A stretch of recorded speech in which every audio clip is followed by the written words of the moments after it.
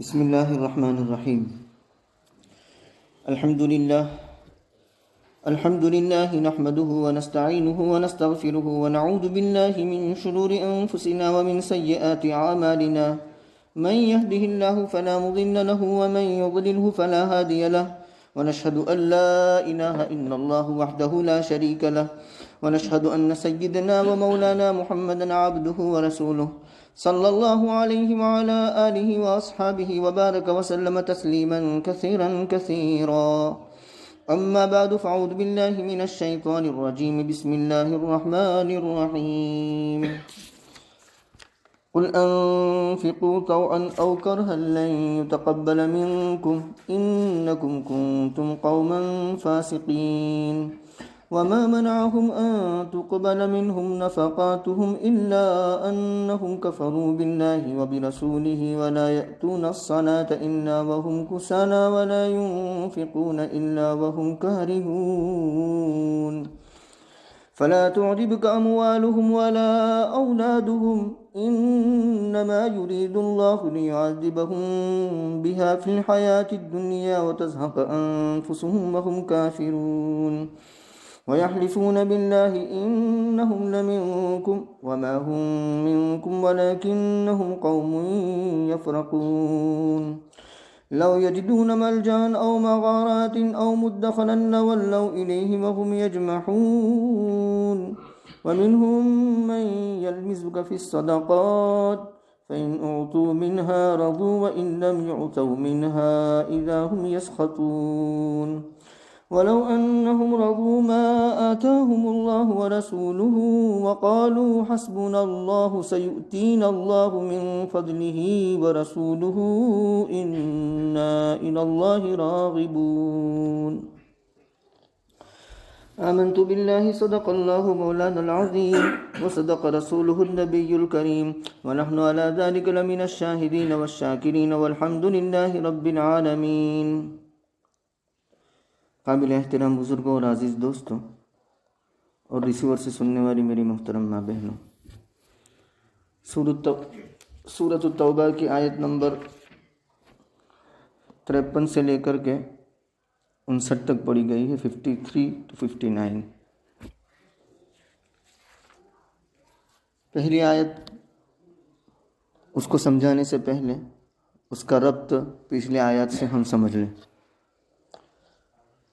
سابقہ آیات میں ایک آیت یہ تھی وَمِنْهُمْ مَنْ يَقُولُ اُذَلِّ وَلَا تَفْتِنِّي أَلَا فِي الْفِتْنَةِ سَقَطُوا وَإِنَّ جَهَنَّمَ لَمُحِيطَةٌ بِالْكَافِرِينَ، جس کا ترجمہ یہ ہے کہ ان منافقین میں سے کچھ وہ ہے جو یوں کہتے ہیں کہ مجھے اجازت دے دیجئے اور مجھے فتنے میں مبتلا نہ کیجئے۔ اللہ تبارک و تعالیٰ نے اس کا جواب دیا الا فی الفتنۃ سقطوا، سنو وہ پہلے ہی سے فتنے میں گر گئے ہیں، فتنے میں پڑ گئے ہیں۔ جد بن قیس کے بارے میں یہ آیت نازل ہوئی جب رسول اللہ صلی اللہ علیہ وسلم نے غزوہ تبوک کے لیے تشکیل فرمائی تو اس وقت جد بن قیس نے یوں کہا کہ رومیوں کی عورتیں گوری چٹی ہوتی ہیں، میں کمزور ہوں، بے صبر ہو جاؤں گا، اپنے آپ پر قابو نہیں پا سکوں گا، عورت کے فتنے میں مبتلا ہو جاؤں گا۔ اصل میں بہانہ تھا، جہاد میں نہیں جانا تھا اس لیے۔ تو اللہ تبارک و تعالیٰ نے فرمایا سنو فی الفتنۃ سقطوا، وہ تو ایسا کہہ رہا ہے کہ وہاں جانے کے نتیجے میں میں فتنے میں پڑ جاؤں گا، اس سے پہلے ہی وہ فتنے میں پڑ چکا ہے۔ اور وہ کیسے؟ تو کہا کہ جہاد میں شرکت نہ کر کے اور اللہ تبارک و تعالیٰ کے حکم کی خلاف ورزی کر کے۔ تو جہاد میں شرکت نہ کرنا خود فتنہ ہے اور اللہ کے حکم کی خلاف ورزی کرنا خود فتنہ ہے، تو فتنے میں تو وہ پہلے سے ہی پڑ گیا ہے۔ اسی جد بن قیس کے بارے میں یہ ہے، اس نے یہ کہا کہ مجھے معذور سمجھو فتنے میں مبتلا ہونے کی وجہ سے، تو میری شرکت کے بدلے میں، ذاتی شرکت کے بدلے میں میں مال سے مدد کر دیتا ہوں، مال خرچ کرتا ہوں، مال لے لیجیے۔ تو اس کے جواب میں نازل ہے قل انفقوا طوعا او کرہا، کہہ دیجئے اے محمد عربی صلی اللہ علیہ وسلم، تم خرچ کرو خوشی سے یا ناخوشی سے۔ لن یتقبل منکم، تم سے مال قبول نہیں کیا جائے گا، ہرگز قبول نہیں کیا جائے گا۔ قبول نہ کیے جانے کے دو مطلب ہے، ایک تو یہ کہ اللہ کے رسول صلی اللہ علیہ وسلم تمہارا مال قبول نہ فرمائیں گے، دوسرا مطلب یہ ہے کہ اللہ تبارک و تعالیٰ کی جانب سے اس مال کے خرچ کرنے پر ثواب نہ دیا جائے گا۔ صاحب روح المعانی یوں فرماتے ہیں کہ دونوں ہی معنی مراد لیے جا سکتے ہیں، کیونکہ ما حاصل ایک ہی ہے، حاصل ایک ہی ہے۔ اگر رسول اللہ صلی اللہ علیہ وسلم نے قبول بھی فرما لیا تو اللہ کی جانب سے اس پر ثواب نہیں ہوگا۔ اولاً تو رسول اللہ قبول نہیں فرمائیں گے صلی اللہ علیہ وسلم، اور اگر قبول فرما بھی لیا تو اس پر ثواب نہیں ہوگا۔ کیوں؟ اس کی وجہ بیان کی، جملہ تعلیلیہ ہے، انکم کنتم قوما فاسقین، اس لیے کہ تم نافرمان لوگ ہو، اللہ کے احکام کی خلاف ورزی کرتے ہو، رسول اللہ صلی اللہ علیہ وسلم کے امر کی خلاف ورزی کرتے ہو، اس وجہ سے تمہارا مال قبول نہیں کیا جائے گا۔ العبرۃ بعموم اللفظ لا بخصوص السبب، آیت اگرچہ جد بن قیس کے بارے میں نازل ہوئی، آیت کا شان نزول یہ ہے، لیکن تمام ہی منافقین کو شامل ہے، بلکہ جو بھی اس قسم کے ہیں ان تمام کو شامل ہے۔ العبرۃ بعموم اللفظ یعنی اعتبار عموم الفاظ کا ہوتا ہے، خاص واقعے کا نہیں اعتبار ہوتا۔ وما منعهم ان تقبل منهم نفقاتهم، دوسری آیت میں اللہ تبارک و تعالیٰ فرماتے ہیں کہ ان کو نہیں روکا یہ کہ قبول کیے جائیں ان سے ان کے نفقات۔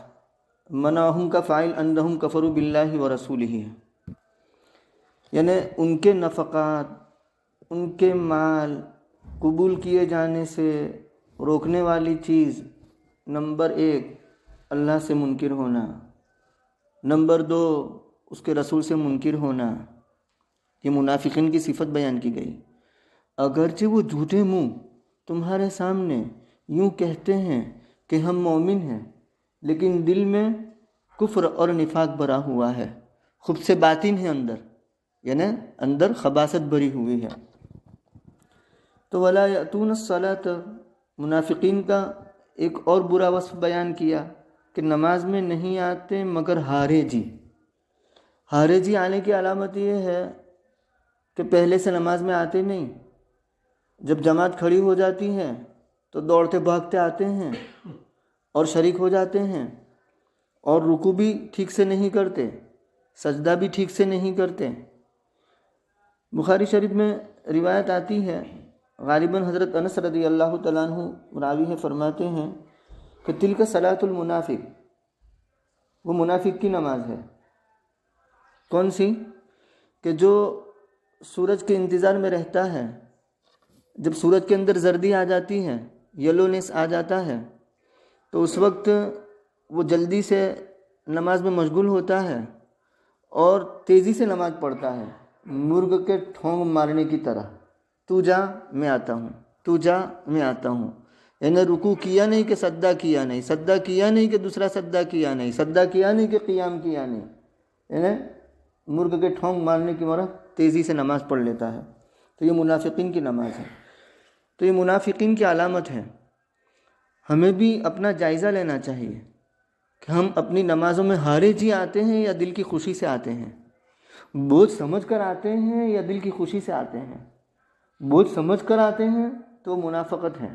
ان المنافقین یخادعون اللہ وهو خادعهم واذا قاموا الى الصلاة قاموا کسالى، اس آیت میں بھی سورہ نساء میں اللہ تبارک و تعالیٰ نے منافقین کا وصف کو بیان کیا کہ یہ نماز کے لیے کھڑے ہوتے ہیں تو ہارجی کھڑے ہوتے ہیں۔ ولا یذکرون اللہ الا قلیلا، اور منافقین کی ایک اور علامت کیا کہ ذکر بہت کم کرتے ہیں، دل سے ذکر کرتے نہیں، اور جو کرتے ہیں وہ بھی بہت کم کرتے ہیں، کیونکہ دل ہی نہیں لگتا ذکر میں تو وہ کیسے کثرت کے ساتھ ذکر کریں گے۔ نہیں روکا ان کو اس بات سے کہ ان سے ان کے نفقات قبول کیے جائے، مگر اس بات نے کہ وہ منکر ہوئے اللہ سے اور اس کے رسول سے، اور وہ نماز میں نہیں آتے، حالانکہ نماز تو الصلاۃ عماد الدین، اہم فریضہ ہے، بہت اہم فریضہ ہے۔ الصلاۃ معراج المومن، دین کا ستون، مومن کی معراج۔ ولا یاتون الصلاۃ، نماز میں نہیں آتے مگر ہارے جی، اور نہیں خرچ کرتے مگر بددلی سے۔ اگر وہ خرچ بھی کرتے ہیں، جہاد کے لیے پیسہ بھی دیتے ہیں، تو بددلی سے، دل کی خوشی سے نہیں، کیونکہ وہ بوجھ لگتا ہے ان کو مال کا خرچ کرنا، اور اس کی وجہ یہ ہے کہ آخرت پر ایمان نہیں، آخرت پر ایمان نہ ہونے کی وجہ سے ثواب کی امید نہیں، ثواب کی امید نہ ہونے کی وجہ سے جو خرچ کریں گے وہ بوجھ سمجھ کر کریں گے۔ ہمیں بھی اپنا جائزہ لینا چاہیے کہ زکوٰۃ اور صدقات نکالنے کے موقع پر کیا ہم اپنے دل سے خرچ کرتے ہیں یا بوجھ سمجھتے ہیں؟ اگر بوجھ سمجھتے ہیں تو یہ نفاق کی علامت ہے، اس کو درست کرنا چاہیے، اور خوش دلی سے خرچ کرنے کی عادت ڈالنی چاہیے کہ اللہ تیرا شکر ہے کہ تو نے مجھے اس لائق بنایا کہ میں زکوٰۃ ادا کروں۔ کتنے لوگ ایسے ہیں جو زکوٰۃ کے مستحق ہیں، اور مجھے ایسا بنایا کہ میں زکوٰۃ دے رہا ہوں، کتنی بڑی بات ہے۔ تو اگر دماغ میں یہ تصور کر لیا جائے گا کہ الحمدللہ مجھے اللہ نے اتنا مال دیا کہ میں زکوٰۃ نکال رہا ہوں، مجھے اللہ نے اتنا مال دیا کہ میں حج ادا کر رہا ہوں، تو وہ خوش دلی سے خرچ کرے گا، بوجھ نہیں سمجھے گا۔ اور ہمارے یہاں زکوٰۃ کی جو مقدار ہے وہ اتنی کم ہے کہ نہ ہونے کے برابر ہے۔ 1000 پر 25 کیا ہے؟ 10,000 پر 250 کیا ہے؟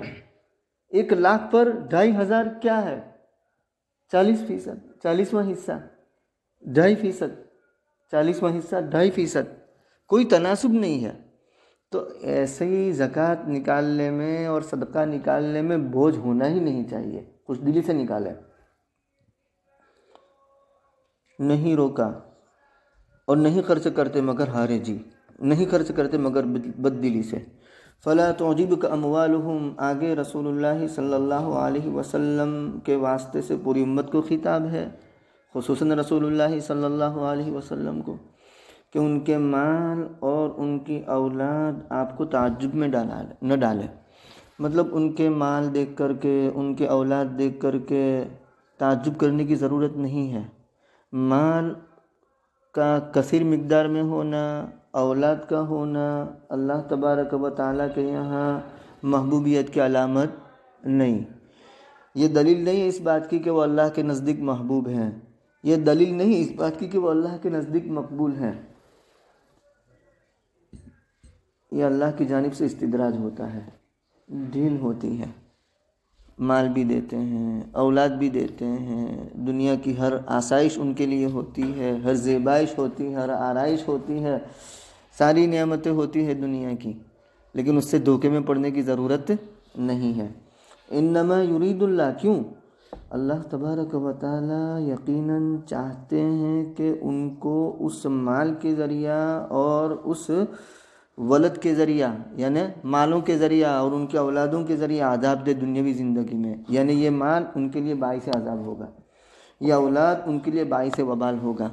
اللہم انی اعوذ بک من امراۃ تشیبنی قبل المشیب ومن ولد یکون علی وبالا ومن مال یکون علی عذابا، اللہ میں ایسی عورت سے پناہ مانگتا ہوں جو بوڑھاپے سے پہلے بوڑھا بنا دے، اور ایسی اولاد سے پناہ مانگتا ہوں جو باعث وبال بنے، اور ایسے مال سے پناہ مانگتا ہوں جو باعث عذاب بنے۔ تو یہ مال ان کے لیے دنیا کے اندر عذاب کا سبب بنے گا، کیوں؟ اس لیے کہ وہ مال کو جمع کرنے کی فکر میں اور اس کے بعد اس کو بڑھانے کی فکر میں، اور جب موت کا وقت قریب ہوگا تو اس کو سنبھالنے کی فکر میں بس پوری زندگی ان کی اسی میں گزر جاتی ہے، تو اندر سے تکلیف ہی کی حالت میں وہ گزرتے ہیں۔ اللہ تبارک و تعالیٰ چاہتا ہے کہ ان کو عذاب دے ان مالوں کے ذریعے سے دنیاوی زندگی میں، اور اولاد کے ذریعے سے۔ اولاد کے ذریعے سے عذاب کیا ہوا؟ تو کہا کہ وہ اولاد کی پرورش میں تھکتے ہیں، اور اس پرورش پر ان کو کوئی ثواب ملتا نہیں ہے، کیونکہ آخرت پر یقین نہیں ہے، اور کبھی ان کی اولاد جہاد میں مقتول بھی ہو جاتے ہیں، یعنی مسلمانوں کے ہاتھوں وہ قتل ہو جاتے ہیں، تو پوری زندگی ان کے لیے مطلب درد دل کا سبب ہوتا ہے، ان کا دل دکھتا رہتا ہے۔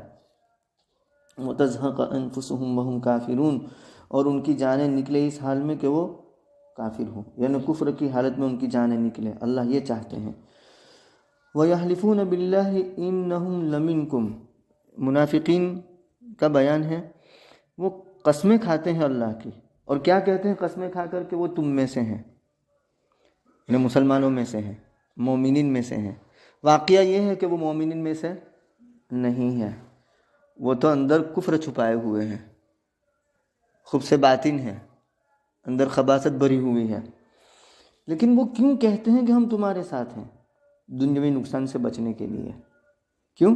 اس لیے کہ اگر وہ یوں کہہ دیں کہ ہم تو کافر ہیں، ہم تو منافق ہیں، ہم تو اللہ کو نہیں مانتے، رسول کو نہیں مانتے، تو دنیاوی اعتبار سے ان کا نقصان ہو سکتا ہے، ان کو شہر بدر کیا جا سکتا ہے جیسے دوسروں کو کیا، اور دنیا میں ان کے لیے عزت سے رہنے کی کوئی جگہ نہیں ہوگی۔ تو اس وجہ سے وہ یہیں رہنا چاہتے ہیں، یوں کہہ کر کہ ہم تو تمہارے ساتھ ہیں، تم ہی میں سے ہیں۔ قسمیں کھاتے ہیں اللہ کی کہ ہاں بے شک وہ تم میں سے ہیں۔ وَمَا هُم مِّنكُمْ، سنو اے مسلمانوں، اے مومنوں، وہ تم میں سے نہیں ہے، لیکن وہ ایسے لوگ ہیں ڈرتے ہیں۔ یفرقون کا مطلب ہے ڈرتے ہیں۔ کس بات سے ڈرتے ہیں؟ کہ اگر ہم نے کھلم کھلا کفر اختیار کر لیا تو ہمیں دنیاوی اعتبار سے نقصان ہوگا، تو دنیاوی مفادات کے لیے، دنیاوی فوائد حاصل کرنے کے لیے وہ یوں کہتے ہیں کہ ہم تو تمہارے ساتھ ہیں۔ لَوْ يَجِدُونَ مَلْجَأً أَوْ مَغَارَاتٍ أَوْ مُدَّخَلًا، اللہ تبارک و تعالیٰ فرماتے ہیں کہ وہ تمہارے ساتھ ہونے کا زبانی جمع خرچ ہے، زبانی دعویٰ ہے۔ ان کے اندر سے حالت یہ ہے کہ اگر ہم سے چھوٹنے کی کوئی جگہ پا لیں، ہم سے الگ ہونے کی کوئی جگہ پا لیں تو وہ ضرور چلے جائیں گے۔ لَوْ يَجِدُونَ مَلْجَأً، اگر وہ پا لیں کوئی پناہ کی جگہ، او مغارات، یا غار جس میں وہ گھس جائیں، او مدخلاً، یا سر گھسانے کی جگہ پا لیں، تو لَوَلَّوْا إِلَيْهِ وَهُمْ يَجْمَعُونَ، تو وہ اس کی طرف بھاگیں گے۔ کیسے؟ رسیاں توڑاتے۔ جمع یجمع کا معنی ہے جب گھوڑا رسی توڑا کر بھاگتا ہے، یعنی بے قابو ہو جاتا ہے، بدک جاتا ہے۔ تو کہا کہ یہ بھی اگر کوئی پناہ کی جگہ پا لیں گے تو جیسے گھوڑا بدکتا ہے اور رسی توڑا کر بھاگتا ہے، اس طریقے سے یہ بھی آپ سے چھوٹ کر بھاگ نکلیں گے، لیکن مجبوری میں آپ کے ساتھ پڑے ہوئے ہیں وہ۔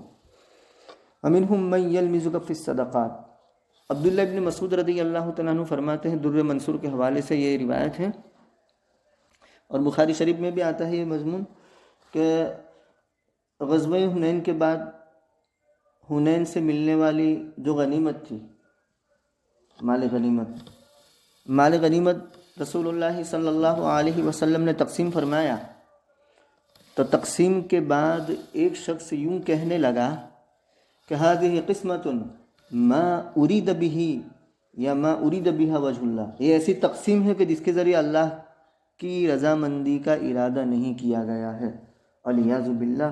بھلا رسول اللہ صلی اللہ علیہ وسلم سے بڑھ کر اللہ کی رضامندی کا ارادہ کرنے والا کون ہو سکتا ہے؟ لیکن نبی پر یہ تہمت لگائی کہ یہ ایسی تقسیم ہے کہ جس میں اللہ کی رضامندی کا ارادہ نہیں کیا گیا، یعنی انصاف نہیں کیا گیا ہے۔ رسول سے بڑھ کر انصاف کرنے والا کون ہوگا؟ عبداللہ بن مسعود فرماتے ہیں کہ میں نے آ کر کے رسول اللہ صلی اللہ علیہ وسلم کو اس بات کی اطلاع دی اور خبر دی کہ ایسا ایسا کہا گیا ہے، تو رسول اللہ صلی اللہ علیہ وسلم نے فرمایا رحم اللہ موسیٰ لقد اوذی باکثر من ھذا فصبر، اللہ موسیٰ علیہ السلام پر رحم فرماوے کہ اس سے بھی زیادہ ان کو تکلیف پہنچائی گئی، لیکن انہوں نے صبر کیا۔ وَمِنْهُمْ مَنْ يَلْمِزُكَ فِي الصَّدَقَاتِ، اس وقت یہ آیت نازل ہوئی کہ ان میں سے کچھ لوگ وہ ہیں جو آپ کو طعنہ دیتے ہیں صدقات کی تقسیم کے بارے میں۔ فَإِنْ أُوتُوا مِنْهَا رَضُوا، اگر وہ اس میں سے دیے جائیں تو وہ خوش ہوتے ہیں، کیونکہ ان کے مطمع نظر مال کے علاوہ کچھ ہے ہی نہیں، ان کو اعمال صالحہ سے کوئی خوشی نہیں، ان کو ایمان سے کوئی خوشی نہیں، ان کو آخرت اس سے کوئی خوشی نہیں، ان کو تلاوت اور ذکر ان سے کوئی خوشی نہیں۔ ہمیں بھی اپنا جائزہ لینا چاہیے کہ ہمیں زیادہ خوشی کس سے ہوتی ہے؟ علم سے ہوتی ہے، تلاوت سے ہوتی ہے، یا مال سے ہوتی ہے، یا ذکر سے ہوتی ہے؟ اگر ہمیں خوشی ملتی ہے تلاوت سے، عبادت سے، اللہ کی یاد کرنے سے، تو سمجھ لو کہ الحمدللہ ایمان کی رمق ہے۔ اور اگر اس سے اتنی خوشی نہیں ملتی جتنی مال سے ملتی ہے، تو سمجھ لو کہ منافقت ہے، نفاق کی کوئی علامت ہمارے اندر ہے۔ اللہ ہم سب کی حفاظت فرماوے۔ فَإِنْ عُوتُوا مِنْهَا، اگر وہ ان میں سے دیے جائے تو وہ خوش ہوتے ہیں، اگر نہ دیے جائے تو وہ ناخوش رہتے ہیں، ناراض ہوتے ہیں۔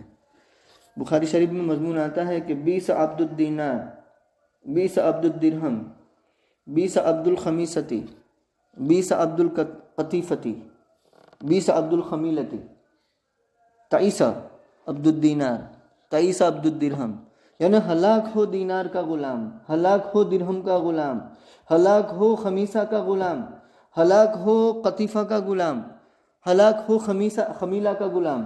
یہ اس وقت بہت قیمتی، بیش قیمت چادریں ہوا کرتی تھی، اور لوگ شال، جسے ہم شال کہتے ہیں، لوگ اس کو اوڑھ کر کے نکلتے تھے، قیمتی شال کو، قیمتی چادروں کو۔ تو اس کی طرف اشارہ کیا گیا کہ یعنی ایسا قیمتی مال ملے تو وہ خوش ہوتے ہیں۔